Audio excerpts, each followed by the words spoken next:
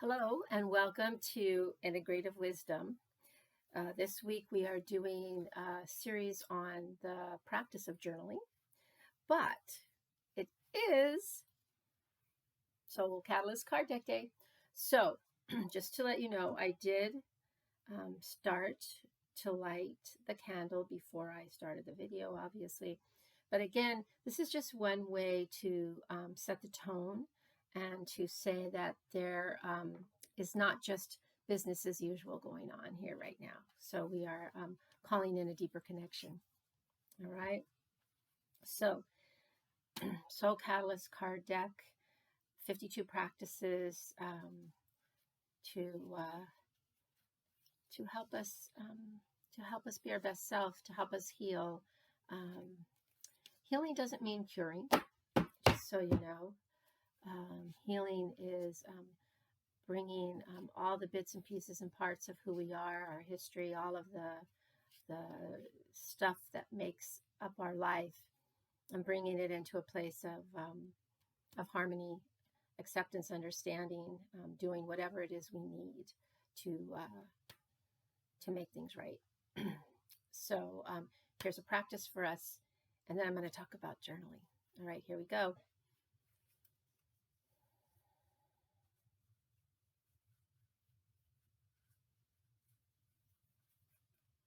Ooh, wants to be the top card. I don't know why. Ready?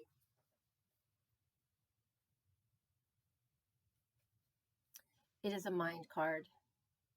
It says meditate. In the card deck, I talk about the simple form of being able to meditate. There are so many people I've talked to who say they can't meditate. Well, that's because they're trying to follow a prescribed formula, and you don't need to do that. And in fact, segueing into the journaling part of today, the part that I wanted to talk about today, is kind of bringing us into a state of meditation. So it's kind of cool that Meditate wanted to join us today. So here we go. There's our Soul Catalyst practice to go along with our journaling. I also did bring my my gift. It's called kyanite, rainbow kyanite. It shows up amazingly beautiful colors. And again, it was a gift out of the blue from a previous family member of a hospice patient. So we connected years later on social media. So it's a gift, and it has a lot of significance for me. So this is journal number 3. Are you ready? Have you tried it yet? Have you brought out your pieces and pads of paper and started writing things down? How's it going? How's it going? Okay, so yesterday I mentioned journaling is not like writing a diary. It's not like, well, I ate, really good yesterday, but the day before I didn't. And so my diet sucks. I got to throw it out the window, whatever that is. That's more like a Dear Diary kind of a thing. This part of journaling invites us to a deeper connection to something bigger than this, something bigger than the physical, to which we are so habituated to.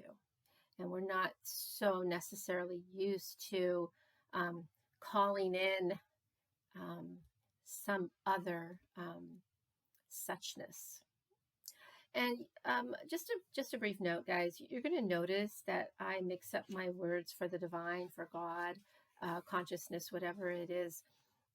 Because for me, what's important is that you know in what way you can call upon that entity. Because if I said God, Father, blah, blah, blah, blah, sorry, I don't mean blah, blah, blah, blah, but you know what I mean. There are those that it doesn't resonate with. It doesn't make any sense. Others, I will say consciousness, and other people will say, well, that doesn't make any sense. So the whole underlying component of this aspect of journaling is to go deep within yourself to connect with that place or person. Okay. That's what's important here, is that I want you to connect on your own terms. And so it depends on, first of all, what you believe. What are you going to connect with? Can you believe that there's something that would be so intimate with you that you could actually write something from that place? So again, guys, I got a clipboard. Sorry. Fun. You got to get out of your own way. You got to get out of your head. You got to get out of your doubting mind. Can you set aside and trust that there is a soul or a deeper place for you to access? And if you do come from a place of a deep religious belief, see if you can integrate that, bring that in, so that you can get through the dogma. I'm just going to say it, so that you can have that pure moment of relationship with the divine, with God. You may need to, in this practice, practice releasing, letting go, trusting the still small voice. You want to stop worrying if you're doing it right or not. There is no right or wrong way. You just do it. Don't analyze. Don't go back and read two sentences and then go, write two sentences and then go, oh, why did I write that? That's stupid. This is that, blah, blah, blah. No, write. Don't read. That's one of the things when you're journaling. Don't stop to read what you've written. Just allow the process. You might have heard of this phenomenon called channeling, where Conversations with God, I think, was one of the 3 books, I don't even know, where someone, I forget his name, sorry, author, Conversations with God, he was in contact. And so he just wrote it. He wrote it, and ended up having quite a lot that was helpful to be brought out into the greater world. So what we're doing here is we're channeling you, right, in this journaling, at least in this, from what we know in this moment. Who knows what will come out of it, but it's a process of you touching that deeper place inside of you, getting this part out of the way. And if you don't understand this part, it's like the mind and the ego always thinks it needs to be in control, right? And so the gut and the soul instincts can sometimes get pushed aside because they usually maybe sort of kind of sound crazy, thinking that there is something unseen that is connecting us and guiding us. The mind may or may not believe that to be so. And so you have to drop down. You have to drop down into a deeper part of yourself. So the other thing is to recognize that this is a process.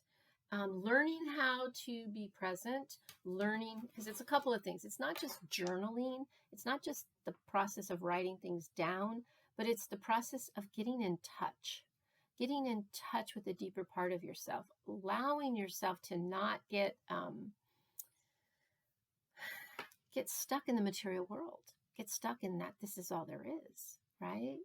So that's the journaling part of today.